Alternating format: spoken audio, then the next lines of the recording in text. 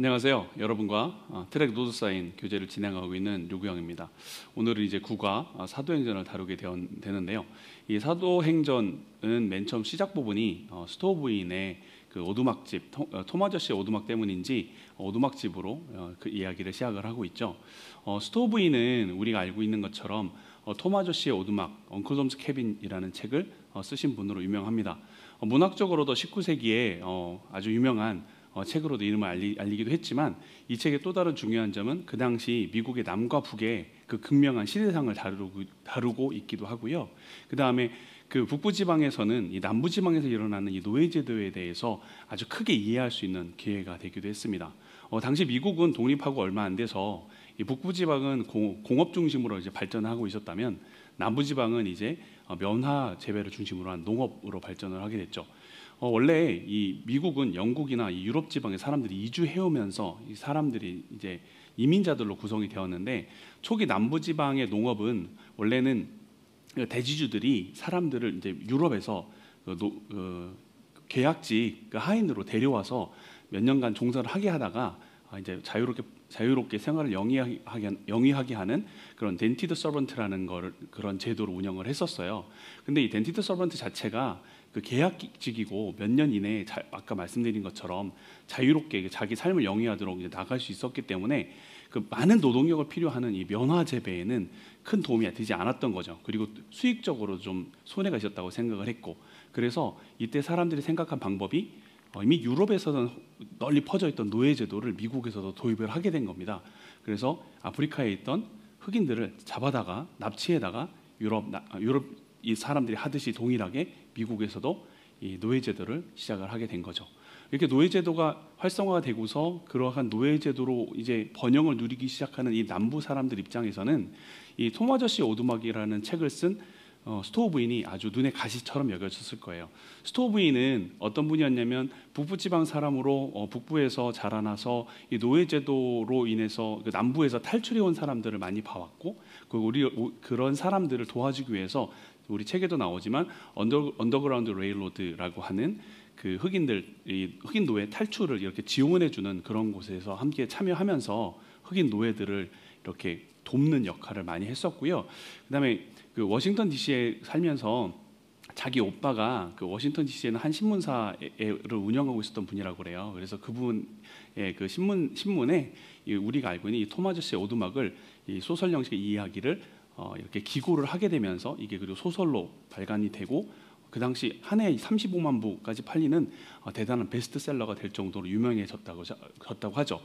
이 톰 아저씨의 오두막집이 중요한 이유는 이 이야기를 통해서 그 당시 북부 사람들에게 남부에 대한 문제를 어느 정도 듣고만 알고 있었던 사람들에게 아주 대중적으로 널리 알리게 되는, 그래서 이 노예제도가 정말 큰 문제가 있구나라는 걸 사람들이 깨닫게 해주는 그런 책이었어요. 북부 사람에게는 당연히 스토어 부인이 대단한 사람으로 여기지게 되었고, 반대로 남부지방에서는 이 사람 정말 나쁜 사람이야 라고 생각을 하게 되었겠죠. 이렇게 우리가 스토어 부인이 이렇게 톰 아저씨의 오두막을 통해서 미국 전역에 이 노예 문제에 대해서 문제제기를 하고, 그 노예 제도를 폐지하자는 운동이 들끓게 만들어 썼다면, 동일하게 오늘 우리가 다루는 이 사도행전도 우리가 복음서에서 봤던 예수 그리스도를 통한 구원의 계획과 그 구원 계획의 완성, 그분의 부활과 승천의 이 이야기를 가슴에 품고 이 감격을 갖고 있는 사람들이 온 세상 사람들에게 전하고자 하는 그 활동을 담은 내용이 사도행전입니다. 좀 재밌는 거는 우리가 앞서 지금까지 다뤘던 과들은요, 모세오경이나 또는 역사서, 시편과 지혜문학, 그다음에 예언서, 복음서처럼 여러 권의 책들을 우리가 한 번에 다뤘거든요. 근데 사도행전은 물론 12과인 계시록도 마찬가지지만 한 권만을 우리가 한 과에서 다룹니다. 그럴 만큼 이 사도행전이 미치는 영향이 크다는 것으로 우리가 알 수 있겠죠.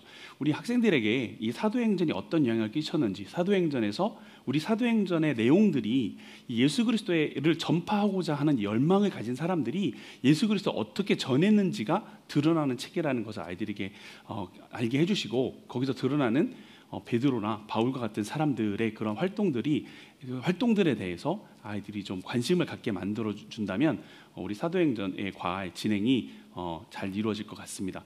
또한 이렇게 베드로나 바울을 움직이게 하는 그 원동력이 무엇이었는가? 그들이 예수 그리스도를 전하고 하자는 이 열망이 단순한 개인적인 또는 인간적인 욕심이나 욕구가 아니라 성령님께서 역사하셔서 그들을 움직이게 하셨다는 바로 그것을 우리가 다뤘으면 좋겠어요.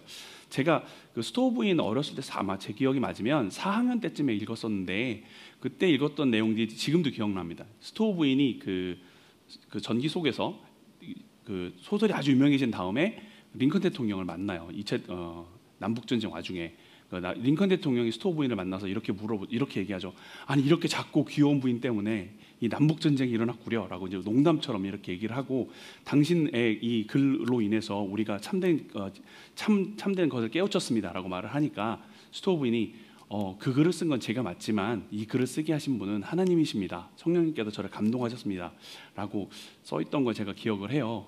이렇게 성령님께서 스토브인을 역사하셨던 것처럼 마찬가지로 그 이전에 훨씬 이전에 2000년 전에 예수 그리스도의 죽음과 부활을 목도한 그들이 성령의 인도하심을 따라서 예수 그리스도를 전파하는 그 여정에 대한 이야기들이 이 사도행전이라는 것을 아이들에게 전달이 된다면 아마 대그룹 시간은 충분히 진행이 될 것 같습니다.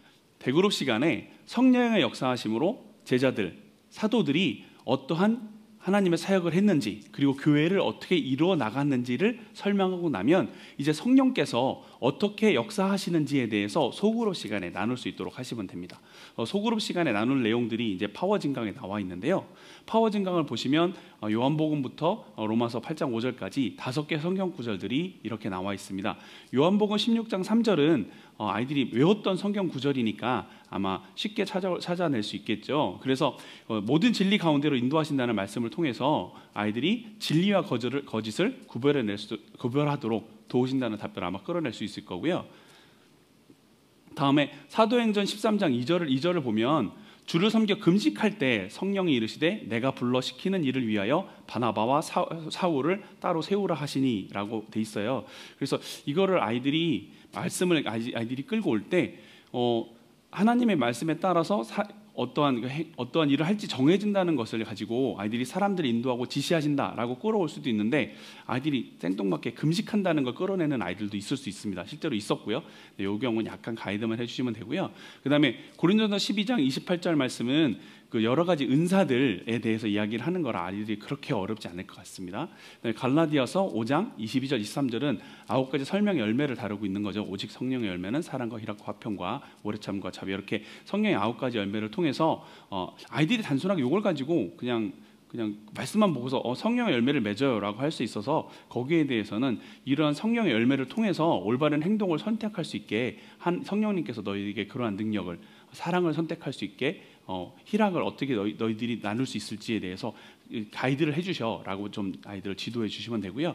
그 다음에 로마서 8장 5절 말씀인데 로마서 8장 5절 말씀의 경우에는 육신을 따르는 자는 육신의 일을, 영을 따르는 자는 영의 일을 생각하느냐는 말씀이잖아요. 그렇기 때문에 즉 육신의 일이 아닌 영의 일, 즉 나쁜 일을 막아주고 죄를 멀리하게 한다. 물론 말씀 자체를 갖다가 아이들이 끌고 와서 말씀을 정리해도 무리는 없을 것 같습니다.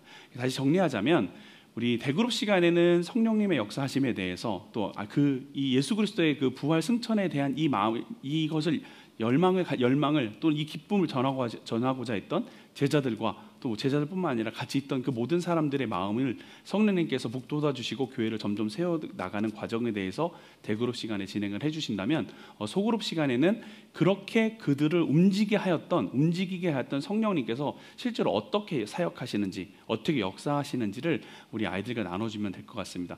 파워 증강만 가지고 나누기엔 좀 짧을 수 있거든요. 그럴 때는 하나님께서 어떻게 우리 선생님을 감동을 주셨는지를 나누셔도 좋고요. 또는 우리 아이들이 혹시 그러한 경험이 있는지를 나눈다면 더 좋은 시간이 될 것 같습니다. 오늘 구간을 여기서 마치도록 하겠습니다. 감사합니다.